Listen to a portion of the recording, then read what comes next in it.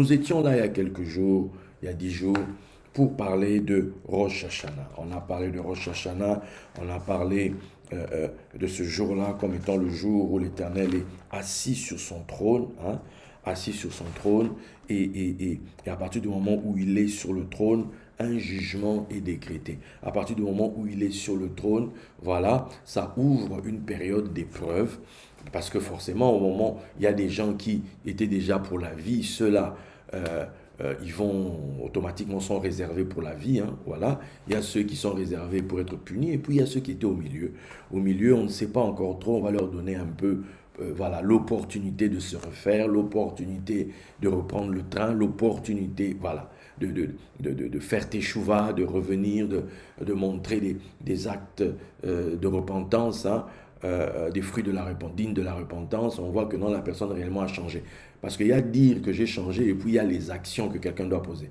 Donc, il faut produire des fruits dignes de la repentance. C'est là où on doit voir, mais est-ce qu'il a réellement changé lui? Est-ce qu'il a réellement compris?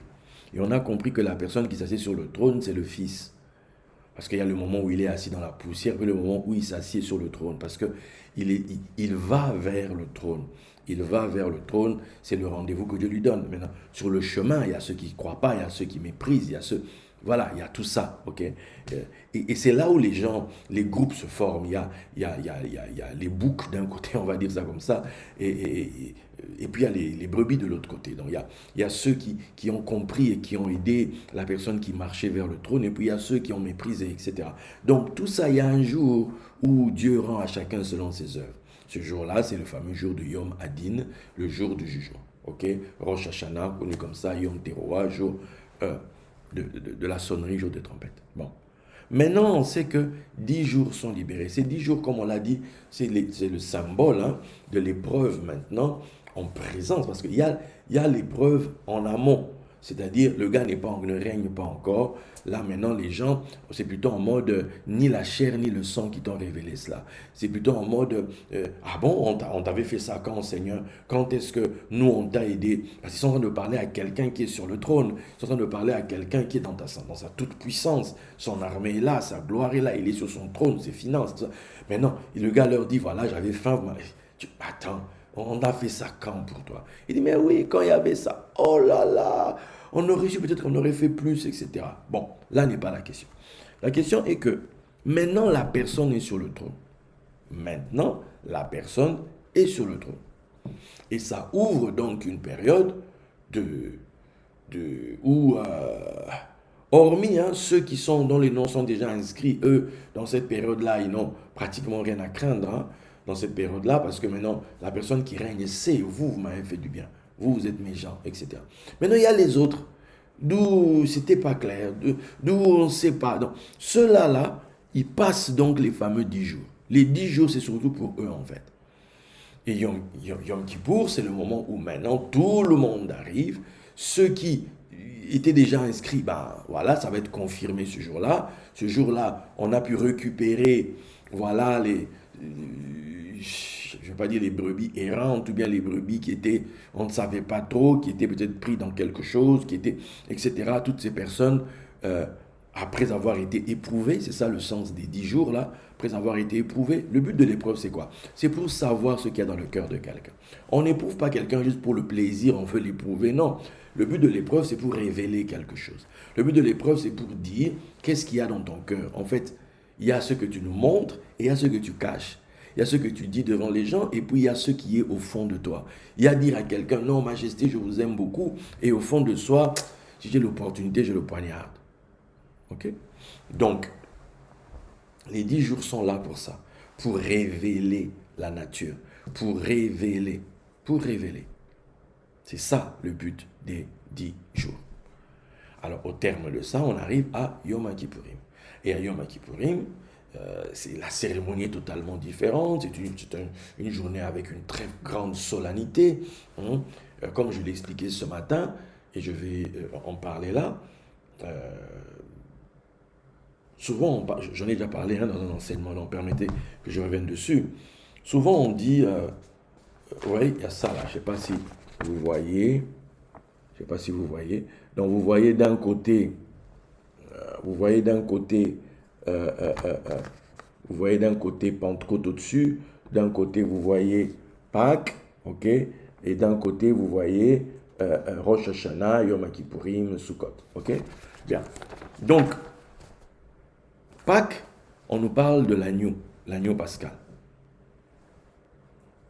L'autre côté, c'est plutôt la période de l'automne, tout ça, la période Rosh Hashanah, Yom Kippourim et Sukkot. Là-bas, à Yom Kippourim, Yom Kippour, on va nous parler plus du taureau et du bouc. On va nous parler de ça. N'oublions pas que hier, c'était l'équinoxe d'automne. Ok? Je reviendrai dessus tout à l'heure. Donc, c'est un moment dans la création, dans l'horlogerie du Créateur, c'est un moment important. Là, on a basculé de l'autre côté. C'est-à-dire qu'on était dans la phase où, à l'époque, depuis le printemps, le soleil, l'équinoxe du printemps, le soleil montait. Le soleil est arrivé à son point culminant avec le solstice d'été. Et puis, quelques jours après, 3 jours après, il commence sa déclinaison, il commence à descendre. Et là, il est arrivé au point d'équilibre. Il est arrivé à l'équinoxe d'automne. Parce que maintenant, il va se passer un truc, on va passer l'équilibre et il va descendre. Ok? Il va maintenant commencer sa descente jusqu'à toucher le fond, on va dire, au solstice d'hiver. Ok? Voilà. Donc, on est dans cette période-là. Or, nous savons que le soleil, c'est le rayonnement de l'intelligence, etc. Le soleil, c'est l'aspect spirituel. J'en ai déjà parlé. Le soleil traite de la spiritualité. Ok? Donc, quand on arrive, la lumière qui brille à Hanouka, la lumière est très basse. Ok? On est à Hanouka, on est dans une période d'obscurité. Cette période qui commence officiellement, même si on ne va pas bien le sentir le premier mois. Mais on est déjà dans la période, là, on est déjà dans cette période, on va dire ça comment? C'est le 7e mois. Là, ça va être le 7e mois, le fameux 7e mois. Le dernier mois où il y a encore de la luminosité, où c'est encore trompeur. On a l'impression que, mais et puis on va basculer vraiment dans un mois, dans ce qu'on appelle les 5 mois d'obscurité. Ok? Bien. Donc, ça, il y a l'aspect des 7 mois, c'est l'aspect du soleil, de la lumière du soleil, c'est l'aspect de la spiritualité. Et puis, on va donc basculer dans la période des 5 mois c'est la période de la matérialité. Ok? La période de la matérialité. Bien. Donc, j'ai expliqué aujourd'hui ceci. À l'époque de Pâques, on parle de l'agneau. Et l'agneau, on ne traite pas de l'agneau par rapport au péché. Ok? L'agneau qui ôte le péché du monde, tout ça, c'est non. C'est pas... parce que le péché, on traite de ça à Yom Kippourim. À Pâques, le sang de l'agneau est aux portes et les gens qui sortent à Pâques sortent d'Égypte. L'Égypte, c'est le pays bibliquement de la matérialité par excellence, puisque on descend en Égypte et on monte hors d'Égypte. Et le pays où on va, en l'occurrence Israël, c'est le pays où il y a les 7 peuples, donc c'est l'image des 7 cieux, puisqu'on monte hors d'Égypte. Donc, sortir de la matérialité, c'est toujours une montée. Et ceux qui sortent de l'Égypte sortent de la matérialité pour une quête spirituelle, pour une recherche en spiritualité. Et donc, ces gens-là, quand ils montent, or, vous savez que pour monter, il faut alléger. Hein, pour qu'un ballon monte, on doit l'alléger. On doit lâcher du lest, tout ça pour qu'il monte. Voilà. Vous devez décider ça parce que ça va vous donner une tunique. Vous allez porter son vêtement, en fait.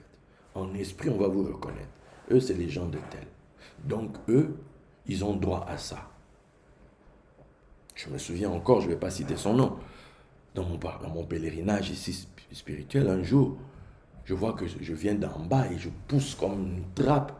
Et c'était même pas une trappe, c'est comme si c'est un nuage. Et c'est comme si, boum, je passe de l'autre côté du nuage, c'est une autre sphère. Et quelqu'un est assis là, et il y avait un gros panneau derrière, disant que toute la descendance spirituelle de tel homme de Dieu, pour eux, ce sera la pauvreté. Ils n'ont pas droit à la richesse. Attends. Et le gars, quand même, dit, ah, enfin. Enfin, tu es arrivé ici. Enfin, on peut enlever ça. C'est là qu'on a enlevé ça. Toi, tu sais, quels sont les fatwas qu'ils ont sur toi? Tu sais ce qui a été dit sur ta famille?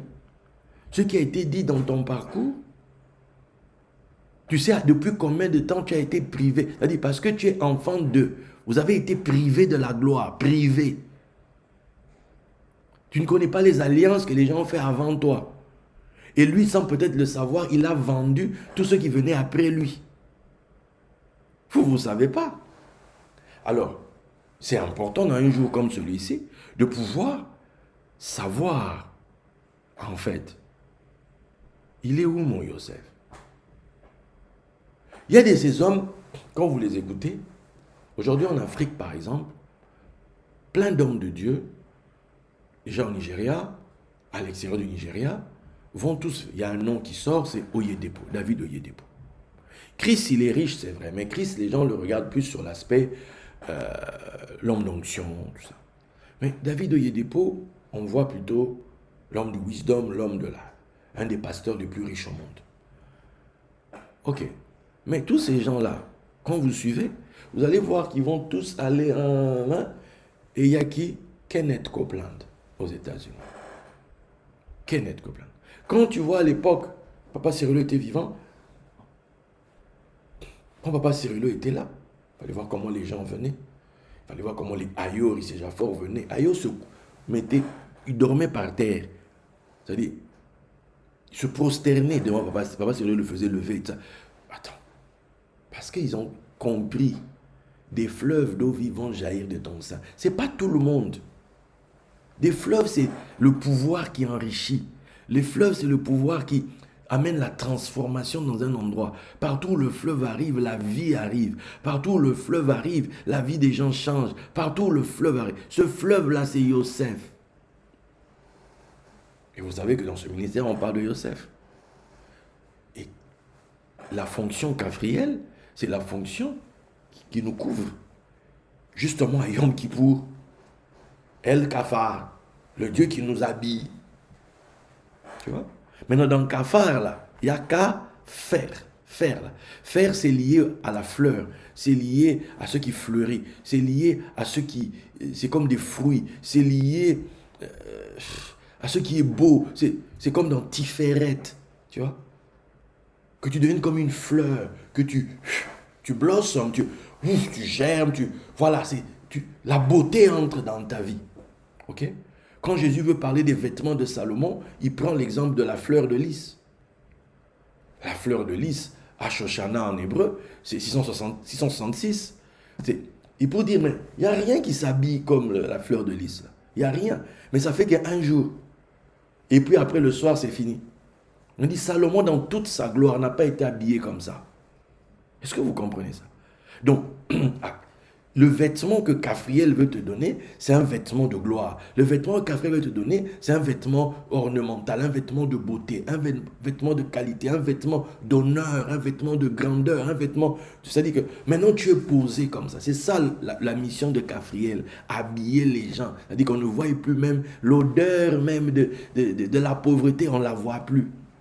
Quand tu racontes, tu dis, ah bon? Tu as connu ça? Toi? Je dis oui. Tu veux voir des photos? Tu veux des vidéos? Les gens ne vont pas croire. Vont pas croire. Soit c'est Dieu, soit c'est pas Dieu. Oui, depuis le temps, c'est pas ça qui compte. C'est pas ça.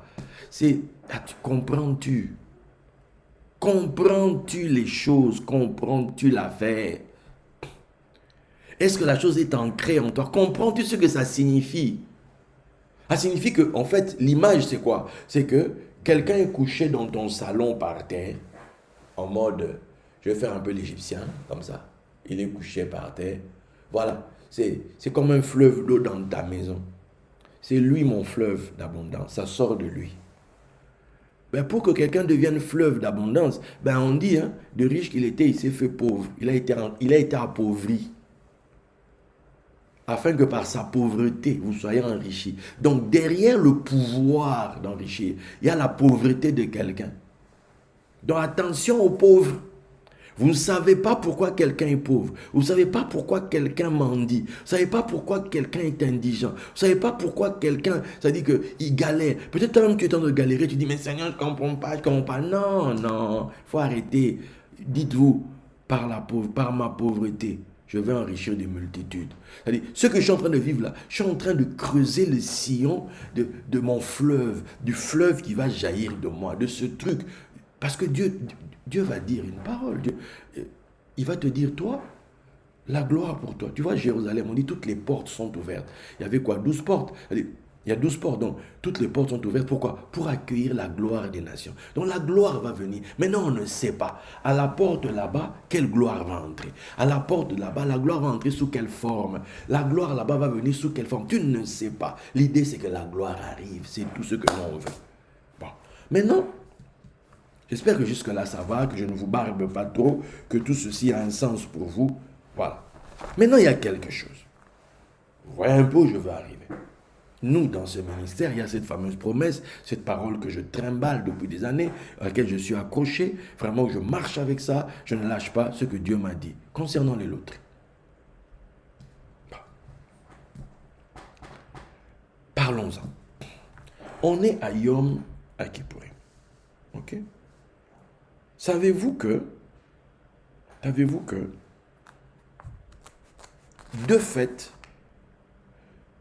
il y a deux fêtes qui sont comme jumelles. Bon, on savait déjà pour Pessah et Shavuot, on sait que voilà, c'est les fêtes jumelles et compagnie. Mais il y en a encore deux autres qui sont similaires, parce que c'est les deux seules fêtes où il est question du tirage au sort. C'est les deux seules fêtes où il est question de loterie, si on peut parler ainsi. Il y a Purim, tout le monde sait Purim. Et il y a aussi, mes amis, Yom Kippour. Ce sont les deux seules fêtes où il est question du tirage au sort. Maintenant, ça vaut ce que ça vaut, hein? Ça signifie ce que ça peut signifier. Mais pour moi, je pense que ça a un sens. La dernière fois que j'ai prêché à Paris, mes amis, tenez-vous bien, dans une église ici à Paris, c'était quand? Purim. C'était à Purim, mes amis. C'est à Purim la dernière fois que j'ai prêché dans Paris ici. À Purim. Et Dieu fait en sorte que, si je vous raconte voilà, il a tenu à ce que je sois à Paris, là, maintenant, à Yom Kippour, pour parler à nouveau à Yom Kippour. Et je suis à Paris. Et comme par hasard, ces deux fêtes ont un truc en commun, ont un lien avec notre promesse. Je dis notre, hein, pour ceux qui sont avec moi. Regardez. Il y a un texte extraordinaire du Bnei Issachar qui pose une question essentielle et qui dit « Toutes les fêtes qu'on célèbre portent le nom du miracle qui s'y joue. » Toutes les fêtes qu'on célèbre portent le nom du miracle qui s'y joue. Le nom de Purim renvoie au tirage au sort. Kippurim, d'autres sages disent, il faut lire Ka-Purim ou Ke-Purim, comme Purim. Donc Yom Kippourim, c'est comme Purim. Comme Purim, sur base de quoi? À cause du tirage au sort. Bien. Le mot hasard, puisque forcément quand on parle du tirage au sort, on parle de loterie, on parle du hasard. Mikré en hébreu. Est formé des lettres de l'expression mikré. Il y a le ré là, voilà. Le kof et bien sûr le mi avant. Donc c'est l'expression rak mi Hashem. Rak mi Hashem. Rak mi Hashem. Vous savez écrire Hashem, ok? Rak mi Hashem signifie tout vient de Dieu. Donc c'est l'homme du monde qui dit le hasard. Mais l'homme de foi dit Rak mi Hashem. Répète ça là où tu es. Rak mi Hashem. Dis-le encore. Rak mi Hashem. Dis-le encore. Rak mi Hashem. Tout vient de Dieu. Tout. Il n'y a aucun domaine qui lui échappe. Tout vient de Dieu. Maintenant, le premier athée de l'histoire biblique, c'est Amalek. Parce que lui, il croit que le destin des hommes est livré au hasard. On est dans l'aléatoire, c'est-à-dire que vraiment c'est arrivé par hasard. Ok? Le nom de Purim renvoie au tirage au sort de Haman, Haman descendant d'Amalek, ok? Qui ne croit qu'au hasard. Ok? Maintenant, parlons un peu du tirage au sort. On fait un tirage au sort lorsque rien ne motive une direction plutôt qu'une autre. Voilà. Il n'y a pas un truc, on fait ça comme ça et puis ça ira à qui ça ira. Voilà. On n'a pas un truc spécifique pour dire allons à gauche. Non, il n'y en a pas. Exemple. Les exemples que les raves donnent. Hein. Si deux robes vous vont à merveille, voilà, je connais des sœurs spécialistes quand il fallait voyager ou quoi, quand il faut partir, on peut passer des heures, quel habit on va porter, quel habit plutôt qu'un autre, lui non, l'autre là-bas plutôt, bref. Maintenant, si deux robes vous vont à merveille et que vous ne parvenez pas à choisir l'une plutôt que l'autre, eh bien souvent on tire au sort. Voilà, on tire au sort, ça sera pas toi, bon, toi, voilà, tu prends l'autre. Pour quelle raison? Tu ne sais pas pour quelle raison. Il n'y a pas une raison spécifique. Chez toi, tu n'en trouves pas. Mais il y a un truc qui a fait que tu as pris cette robe plutôt que l'autre. Ainsi, dans les deux cas, les deux robes te plaisent. Tu aimes les deux robes. On peut prendre deux belles voitures. Vraiment, il y a tout. Il y a tout. Comment on appelle ça les trucs de plus là qu'on rajoute aux voitures, etc.